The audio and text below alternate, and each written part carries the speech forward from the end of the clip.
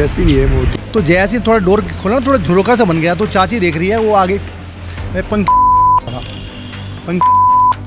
एकदम से ऐसा हो जाने के बाद वो इतना परेशान हो गया, और उसने पूरा बोल के गया है, सबके नाम लेके गया है। सही थे, पता नहीं क्या हुआ, उसने मेरे बेटे से ब्रेकअप ले लिया। इसी साल की बात? हाँ जी हाँ जी।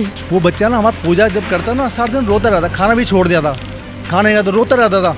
कोई ड्रेस चाहिए थी, कभी कोई सामान चाहिए था, उस बच्चे को यूज़ करती रहती थी और मीठा मीठा बोल बोल के फंसाती रहती थी। वो अपना दम लगा कर मर के गया है कि मैं ये सोच रहा हूँ कि उन्होंने कितना ज़्यादा मेरे भाई को टॉर्चर कर दिया था। कोई भी आम इंसान अगर उसकी वो वीडियो देख ले तो आँख से आंसू।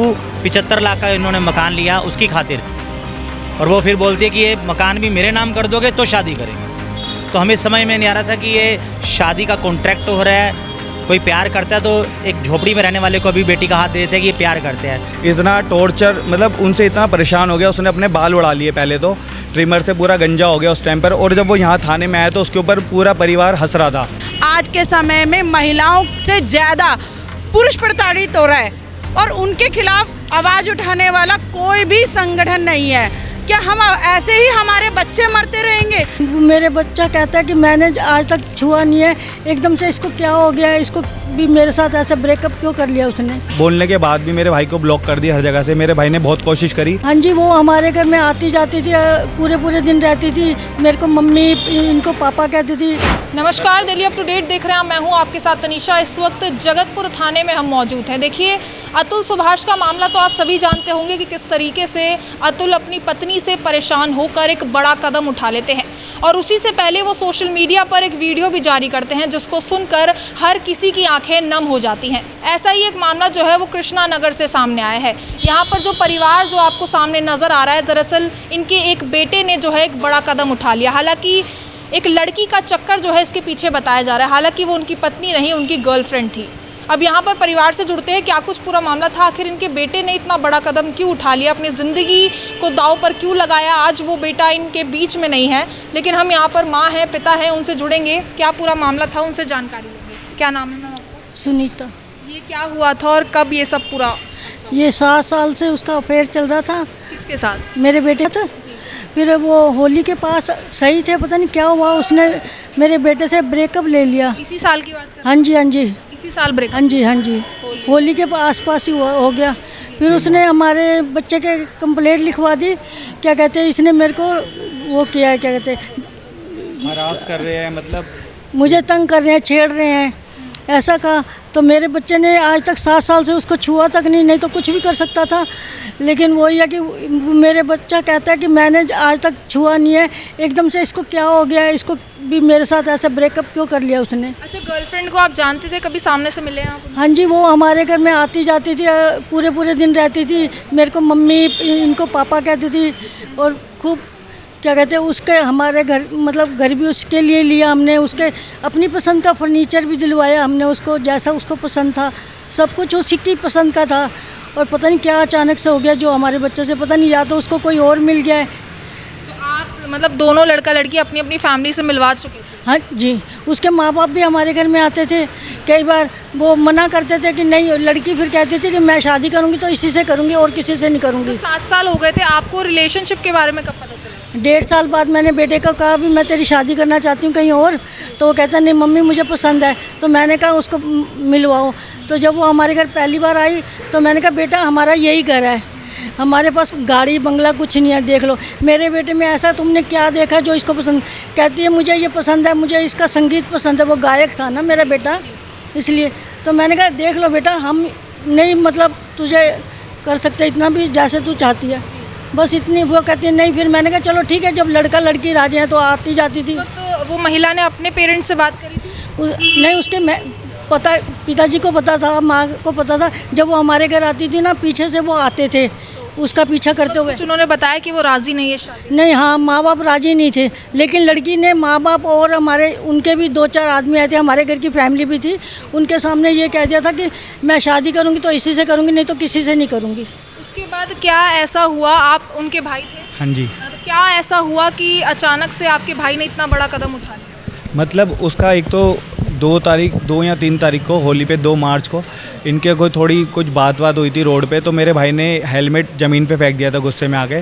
तो उसके बाद मेरे भाई ने वापस आके भी उस लड़की को सॉरी बोला, तो उस लड़की ने बोला कि मेरे को तुमसे ब्रेक चाहिए। तो मेरे भाई ने बोला क्यों, मतलब ऐसा क्या हो गया जो ब्रेक चाहिए, इससे पहले भी बहुत लड़ाई हुई है, तुम मेरे घर आती थी। उसने मतलब उस लड़की ने इतना बोलने के बाद भी मेरे भाई को ब्लॉक कर दिया हर जगह से। मेरे भाई ने बहुत कोशिश करी, उसके ऑफिस में भी जाता रहा। तो उन्होंने क्या करा, लड़की ने अपने फादर को बुला के मेरे भाई के खिलाफ़ कंप्लेंट डाल दी। अब मेरे भाई के खिलाफ़ इसी थाने के अंदर कंप्लेंट डाली थी। फिर उसके बाद जब हम यहाँ पर आए तो मेरे भाई को मतलब ऐसा ट्रीटमेंट मिला यहाँ पर आने के बाद। उसके एक तो उसके पिताजी जो थे लड़की के, वो मेरे भाई को डेली जब भी कहीं पे भी रोड पे भी कभी कहीं पे भी मिलता था तो बोलते थे कि तेरे को बर्बाद कर दूंगा, जान से मार दूंगा, तेरे घर वालों को जीने नहीं दूंगा। ये क्या करते थे लड़की के पिता किसी स्कूल में प्रिंसिपल हैं, गवर्नमेंट स्कूल में, और उसकी जो मम्मी है वो भी शायद कहीं टीचर हैं, वो मेरे को नहीं पता। और लड़की HR का कोर्स कर रही थी वहाँ पे, वो नोएडा में कहीं जॉब करती थी। मतलब ये चीज़ मेरे को पूरी नॉलेज नहीं है उनके घर वालों के बारे में। आप लोगों को कैसे मिली? ये लड़की हमारे घर आती थी, मैं बात नहीं करता था ना लड़की से ना किसी से, तो मेरा भाई बात करता था, वो बताता था मम्मी को, हमें बाद में बताता था कि ऐसे ऐसे है। मतलब पूरी कोशिश करी, मतलब मेरे भाई ने उसको मनाने की। उसके बाद उन्होंने जब कंप्लेंट डाली तो मेरा भाई इतना टॉर्चर, मतलब उनसे इतना परेशान हो गया, उसने अपने बाल उड़ा लिए पहले तो, ट्रिमर से पूरा गंजा हो गया उस टाइम पर। और जब वो यहाँ थाने में आया तो उसके ऊपर पूरा परिवार हंस रहा था।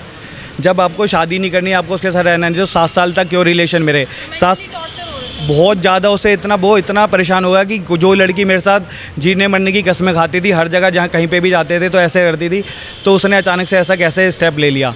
उसने पूरी वीडियो बनाई है, उसने सबका नाम लिया है। वो उसके ऑफिस में भी गया तो उसके ऑफिस के जो लड़के थे, लड़की के जो दोस्त थे, वो पता नहीं जो भी थे उनके नाम भी लेके गए। वो लड़की के दोस्त भी मेरे भाई के खिलाफ़ उस लड़की को भड़काते थे कि इसके साथ मत रहो, जो भी वो मतलब जिस भी तरीके से भड़काते थे वो पूरा बोल के गया है कि ये लोग ने ऐसे ऐसे करा है। और भी बहुत सारी चीज़ें मतलब वो बताता था हमको। और जो लड़की के पिता थे वो मतलब यहाँ तक बोल चुके थे कि अगर ये वाला जो हमने नया घर लिया, पहले तो वो बोलते थे तुम्हारा घर की लोकेशन अच्छी नहीं है, मतलब शर्तें रखते गए, हमने शर्तें पूरी करी। जब शर्त पूरी हो गई तो फिर वो बोलते हैं कि यहाँ तो ये वाला घर वो तेरे नाम करेंगे तो मैं शादी करवा दूंगा। मेरे पिताजी ने बोला, मेरे भाई ने बोला कि वो ऐसे बोल रहे हैं, तो मेरे पिताजी ने बोला कि कोई बात नहीं, हम ये घर भी उसके नाम करवा देंगे, लेकिन पहले शादी तो करो। तो उसके पिता ने बोला ये अभी ऐसा बोल रहे हैं, बाद में तेरे नाम नहीं करवाएंगे। लव मैरिज करने के लिए भी इतनी मांगे, तो ये शादी हो रहा था समझौता? वो उनका मेरे को नहीं पता उनका मोटिव क्या था, वो क्या चाहते थे क्या नहीं चाहते थे। अब लास्ट में मेरे भाई ने हार कर, जब यहाँ पे कंप्लेंट लिखी गई तो मेरा भाई जब इतना टॉर्चर हो गया, उसने फिर भी उसके कंप्लेंट के बाद भी इतनी बार उसे बोला कि बस एक बार मुझसे बात कर लो, इतने मैसेज करे। और कोई भी मैसेज में गलत शब्द यूज़ नहीं करता था, हमेशा उस लड़की को प्रभु करके बोलता था कि प्रभु अब तो बात कर लो। इतना मतलब डिसेंट था मेरा भाई। अगर मेरे पापा ने बोला ना कि बहुत घर में मच्छर हो रहे हैं, हम रैकेट ले लेते हैं मारने वाला, तो कहता था तुम पुण्य तो कुछ करते नहीं हो, पाप और कमा लोगे मच्छरों को मार के। इस लेवल का 3 टाइम पूजा करता था भगवान की। और वो लड़की दिन से लेके शाम तक उसे इतनी कॉल करती थी, हम परेशान हो गए थे कि ये इतनी कॉल करती है ये। तो वो कहता था मैं बोल के थक चुका हूँ। वो इतना मतलब इतना इस हद तक प्यार करती थी। एकदम से ऐसा हो जाने के बाद वो इतना परेशान हो गया, उसने पूरा बोल के गया है, सबके नाम लेके गया है कि इन्होंने मेरे को किस हद तक टॉर्चर करा है। तो ये कंप्लेंट के बाद ही ये सब किया है उन्होंने? कितने दिन हुए? ये कंप्लेंट इन्होंने करवाई थी 14 तारीख को, हमें 14 को करवाई थी। तो हम यहाँ पे उसके बाद थाने में 3-3, 4-4 घंटे बैठे रहते थे। वो ना लड़की आती थी ना उसके माँ बाप आते थे। ऊपर से उन्होंने जिसको कंप्लेंट लिखवाई थी वो हमें यहाँ पे बुलाते थे। और मेरा भाई बैठा रहता था, मैं पार्क से भाग के बाइक लेके इधर आता था कि क्या हो गया। मैं मतलब थोड़ा सोशल मीडिया पे वीडियो बनाता हूँ तो सब काम छोड़ गया था। मेरी मम्मी का हार्ट का ऑपरेशन हो रखा है, बाईपास सर्जरी। ये इतना परेशान पैदल चल के आते हैं धूप के अंदर, ना व्हीकल है ना कुछ है हम लोगों के पास। हम इतना परेशान हो गए, 3-3, 4-4 घंटे इस स्टेशन पे बैठे, पुलिस स्टेशन पे बैठे रहते थे। वो फिर लास्ट में पता नहीं कौन सी तारीख को, वो 3 अप्रैल को वो यहाँ पर आए थे, तब जाके उन्होंने मेरे भाई से लिखवाया। वो इतना फर्स्ट्रेट हो गया था, उसने कहा लिख दो। वो उसने इतना खर्चा करा उस लड़की पे। उसने उस टाइम पर भी बोला यहाँ पर कि मेरे को इनसे इतने पैसे लेने हैं, 15,000 रुपये उसने बताए थे, अंदर भी बताए थे कि इतने पैसे लेने हैं, पेंडिंग है, बाकी तो जो उसने खर्च करा वो तो करा ही है। तो उस टाइम पे भी उसके माँ बाप ने ना हमारे को कोई पैसा दिया ना कुछ दिया। वो उसके बाद घर आके भी उसने इतने मैसेज करे, वो इतना परेशान हो गया, रोता रहता था। अब हम कुछ कर नहीं सकते थे कि कंप्लेंट लिखवा दिया है। उन्होंने ये बोल दिया था कि अगर इसके बाद भी ये कुछ करता है या इसके घर वाले हमारे को दिखते हैं तो इनके खिलाफ़ FIR लिखवा देंगे। तो ये सर आप उनके फादर हैं? जी मैम। तो जब उन्होंने ये कदम उठाया वो घर पर ही थे उस वक्त? हाँ मैम, उस टाइम घर पे कोई भी नहीं था हमारे यहाँ। कोई भी आप में से कोई? हाँ, एक्चुअली में इसका आंखों का ऑपरेशन होना है तो इसके टेस्ट के लिए गए थे। हाँ जी, तो हम ये प्रीति विहार गए थे ब्लड टेस्ट करवाने के लिए। करीब सुबह 9:30 बजे ये छोटा भाई है घर पे था, तो करीब इनको ना थोड़ी देर बाद इनको कॉल आई किसी उनके जानकार की कि भैया आपसे कुछ काम है, आप आ जाओ। तो इसने रोहित से बोला भी अपने भाई से कि भाई उनको बुला रहे हैं, आप चलो मेरे साथ, हम दोनों होके आ जाते हैं। तो वो कह रहा नहीं तुम चले जाओ, मैं नहीं आ रहा, तू चले जा भाई। इसको ऐसे 2-3 बार कहा भी, लेकिन ये वो गया नहीं इसके साथ। और उसके बाद ये वहाँ चला गया। करीब 1 घंटे बाद वापस दोबारा आया ये घर पे, तो इसने बैल भी मारी और कॉलिंग भी की, लेकिन ना फ़ोन उठाया ना उसने डोर खोला। तो ये कह रहा मुझे, हम हॉस्पिटल में इसने फ़ोन किया कि पापा वो ना तो फ़ोन उठा रहा हमारा और ना ही डोर खोल रहा है। तो मैंने इसको कहा एक्चुअली क्या मैडम, वो बच्चा ना हमारा पूजा जब करता ना सारा दिन रोता रहता, खाना भी छोड़ दिया था, खाने का तो रोता रहता था। तो कई बार इसको ये डांटता था, छोटा है उससे, लेकिन फिर भी कहता था यार भाई तू क्या एक लड़की पीछे इतना पागल हो रहा है, तू कम अपने माँ बाप को देख ले तू, तो इसको मत रोया कर दूँ। तो कई बार ना वो इससे नाराज़ हो जाता बड़ा वाला भाई रोहित, कहता था यार तू मुझे कुछ मत कहा कर, रहने दे। तो मुझे ये था, मैंने कहा ऐसा ना हम घर पे ही नहीं है, ये जाके वो रो रहा हो, ये कुछ कह दे उसको तो आपस में भाई नाराज़ ना हो जाए। तो मैंने इनकी बुआ घर पास में, मैंने कहा चल एक काम करे यार, नहीं डोर खोल रहा कोई बात नहीं, तू ना भाई बुआ घर चला जा, हम थोड़ी देर में अभी आ रहे हैं। तो मैडम हम 9:30 बजे गए थे। तो जैसे मैं ना रिटायर हो चुका हूँ, तो मेरा कैश ऐसे होता है, तो डिस्पेंसरी वालों लैब उन्होंने कहा कि आप ना अपनी डिस्पेंसरी लिखवा के लेके आओ। तो हम वहाँ चले गए डिस्पेंसरी लिखवाने, 1-1.5 घंटा हमारा फालतू लग गया, नहीं तो हम 9:30 से 9:45 तक घर भी आ जाते। आपको बिल्कुल अंदाज़ा नहीं था कि ये सब हो जाएगा? एक्चुअली क्या है, 11:20 पे अपनी इसकी बात की है इसने रोहित के साथ कि रोहित क्या कर रहा है, कि पूजा वूजा कर ली, नहा लिया क्या? हाँ मम्मी मैंने नहा भी लिया, मैंने पूजा भी कर ली है। तो वो कह रही है, इसकी मम्मी कह रही है अच्छा बेटा तू घर में ना दूध ब्रेड वगैरह खा लियो और मैं अभी आऊँगी तो खाना बना दूँगी। तो कह रहा मम्मी कोई बात नहीं, अगर कुछ काम हो मुझे बता, मैं तुम्हें लेने भी आ जाऊँगा। इसने कहा ठीक है। तो घर में सब कुछ ठीक था, सीधा हमारे घर उधर पहुँच गए, उधर से ये भी घर में आ गया था। तो उन्हें बेल डोर खड़काया, नहीं खोला, फिर उन्होंने डोर तोड़ने की कोशिश की। एक्चुअली उन्होंने ना सेंटर लोग ने लगाया था, ऊपर की चिंटकी लगा रखी थी। तो जैसे ही थोड़ा डोर खोला, थोड़ा झुरोका सा बन गया। तो चाची देख रही है, वो आगे पंखा, तो तब इनको इसके हाथ पर फूल गए और भाई ने जल्दी से दरवाजा तोड़ा, तब उसको नीचे उतारा और वहाँ झट इनको हेडक्वार्टर लेके गए। इसको आपने वीडियो भी दिखाई होगी, सारी बात बताई होगी, पुलिस की क्या कार्रवाई रही? मतलब उस टाइम जिस दिन हम आए थे तो मेरे घर वाले भी बोल रहे थे कि क्या एक्शन हो सकता है बताइए। तो कह रहे आप अपना ये सब चीज़ पूरा नॉर्मल तरीके से करो, हम करेंगे, एक्शन होगा, सब बोल के गया आपका लड़का, कोई दिक्कत वाली बात नहीं है, आप निश्चिंत हो जाओ, हम पूरी कार्रवाई करेंगे, हम आपके साथ है। क्या मांग है आप लोगों की? हमारी ये मांग है कि मेरे भाई को इंसाफ मिलना चाहिए। और वो लास्ट में अपनी वीडियो में भी बोल के गया है कि मेरे सारे भाई, अगर मतलब वो बोल के गया कि मेरे सारे भाई मेरे को इंसाफ दिलवाना। जिस तरीके से इन लोगों ने मुझे टॉर्चर करा है, भगवान इन्हें भी वही सज़ा दे और पुलिस वाले उनको वही सज़ा दे जो मेरे साथ बीती है। जो दूसरी साइड का मतलब वकील है उसका नाम है पार्थ चड्ढा, ठीक है। मैं एक पर्सनली मतलब उसको वकील ना मान के आम इंसान मान के कर रहा हूँ उससे, मतलब एक डिमांड या एक मांग। उसकी भी शादी हो चुकी होगी या होनी होगी या उसका भी बेटा होगा। जब वो उसकी बेल मतलब रिजेक्ट हो गई, मतलब वो उसका पक्ष कमज़ोर हो गया, बाहर आके वो हमको क्या कह रहा है पता है? लेडीज़ रो रही हैं सारी, भाई चलो पहला पक्ष जो है हमारे फेवर में आया, कह रहा चिंता ना करो तुम्हें अगली बार बताऊंगा, ऐसे करके। मतलब ये वो अपने आप को इतना बड़ा वकील मान रहा है कि चिंता ना करो तुम्हें अगली बार बताऊंगा। नाम है उसका पार्थ चड्ढा, मतलब कोई वो नहीं है। और वो हंस के हमें दिखा रहा है इस तरीके से, वो चीज़ मतलब ये इंसानियत के तौर पे क्या ये चीज़ सही है? उनसे ये पूछना। और मेन ये है कि जिस टाइम पर मेरा भाई इतना टॉर्चर हो गया था, उसकी अगर आप वीडियो देखेगा 3 अटैम्प्ट के बाद जब हमारा पंखा इतना नीचे है, उसके पैर ज़मीन पे लग रहे थे। वो कोई भी अपने गाँव लेगा तो ऊपर से पकड़ता है, वो अपना दम लगा कर मर के गया है। कि मैं ये सोच रहा हूँ कि उन्होंने कितना ज़्यादा मेरे भाई को टॉर्चर कर दिया था। कोई भी आम इंसान अगर उसकी वो वीडियो देख ले तो आँख से आंसू 101% निकलेंगे कि कितना बंदे को परेशान कर रखा था इनके पूरे माँ बाप ने और उस लड़की ने आखिरी तक मेरा भाई थक गया बोलते बोलते कि एक बार तो प्लीज़ बात कर लो कि एकदम से ऐसा अचानक क्या हो गया।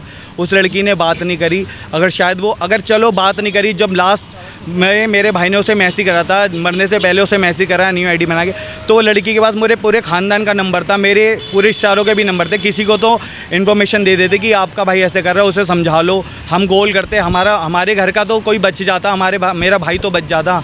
ये इतना तो वो कर सकती थी। चलो उस तरह को नहीं करनी बात, तो हमें तो कर सकती थी इन्फॉर्म, उसने वो भी नहीं करा। लड़की की तरफ से एक बार भी कॉल आया है? ये सब तो उन्हें पता चली गया होगा। नहीं, लड़की की तरफ से कोई कॉल नहीं आया।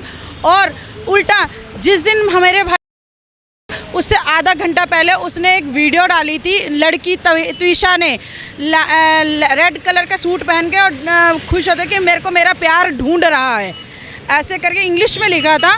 मैं बस ये पूछना चाहती हूँ कि महिलाओं के लिए तो इतने कानून बने हुए हैं, क्या अब समाज में हमारे पुरुषों को कानून की ज़रूरत पड़ रही है?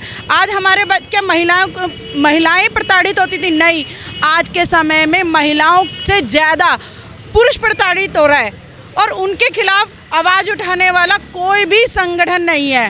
क्या हम ऐसे ही हमारे बच्चे मरते रहेंगे छोटे छोटे?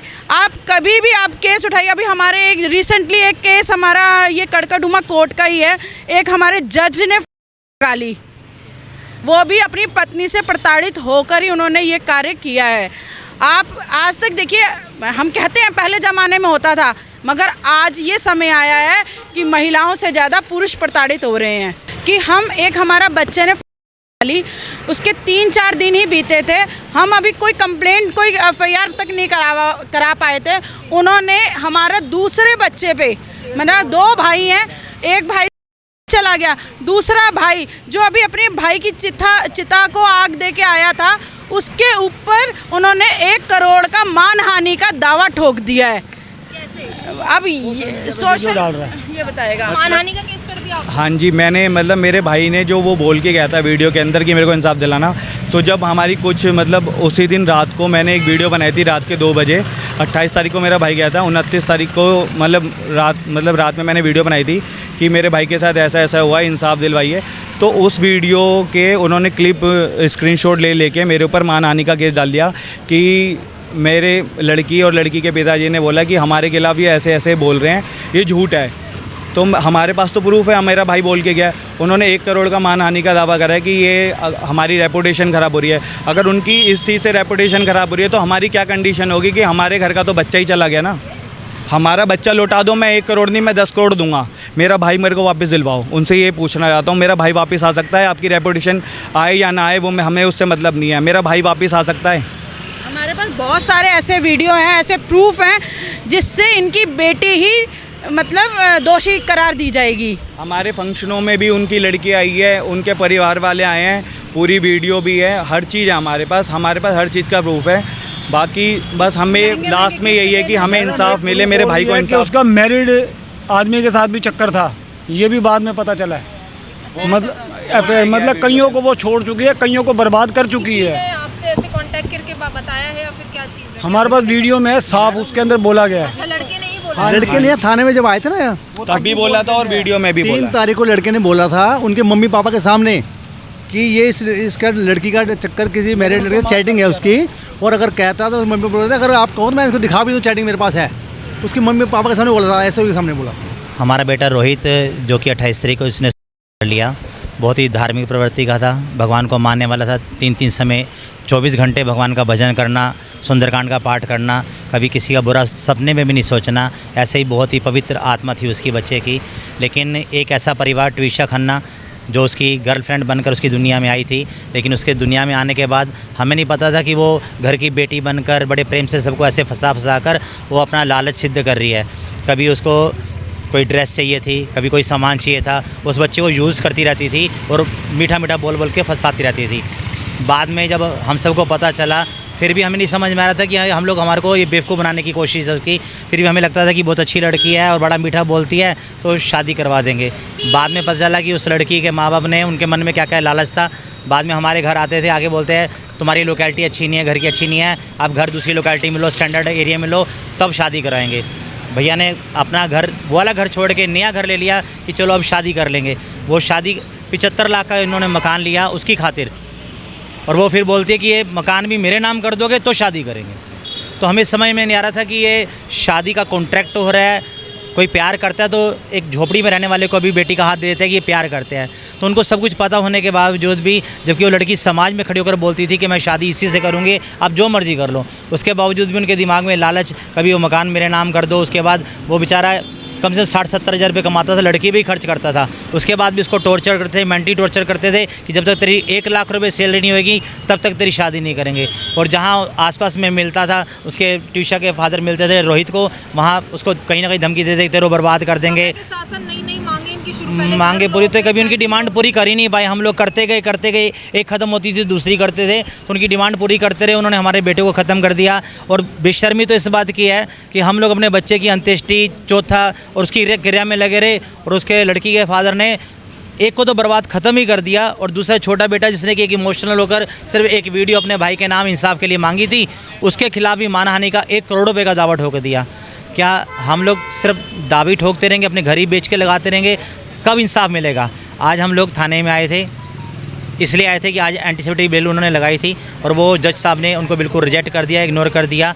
और अब हम सब की मांग है पूरी कि वो उन सबको जितना जल्दी हो सके अरेस्ट करें, जिससे वो और किसी का भी और हमारा भी घर बर्बाद ना कर सकें। रोहित जो इनका बेटा था, जो एक लड़की से प्यार करता था, 7 साल से दोनों के दोनों रिलेशनशिप में थे, लेकिन अचानक से ब्रेकअप हो जाने के बाद जो है रोहित इतने ज़्यादा डिप्रेशन में आ जाते हैं। और इतना ही नहीं, कहा जा रहा है कि जिस लड़की के साथ 7 साल पुराना रिलेशन था, वो खुद जो है यहाँ पर हरासमेंट का कंप्लेन जो है रोहित के खिलाफ करवाती है। उसके बाद से परेशान होकर रोहित इतना बड़ा कदम उठा लेते हैं कि आज वो अपने परिवार के बीच नहीं है। और ये जो परिवार आपको यहाँ नज़र आ रहा है, ये न्याय की गुहार लगा रहा है। कहा जा रहा है कि ये कदम उठाने से पहले रोहित ने एक वीडियो बनाई है, जिसमें सभी आरोपियों के नाम उन्होंने वीडियो में साफ तौर पर बताए हैं कि इन लोगों की वजह से जो है वो बड़ा कदम उठा रहा है। परिवार का ये कहना है कि वो बस चाहते हैं कि जिन लोगों के नाम लिए गए हैं रोहित द्वारा, उन सभी के खिलाफ सख्त कार्रवाई होनी चाहिए, उनकी गिरफ्तारी होनी चाहिए।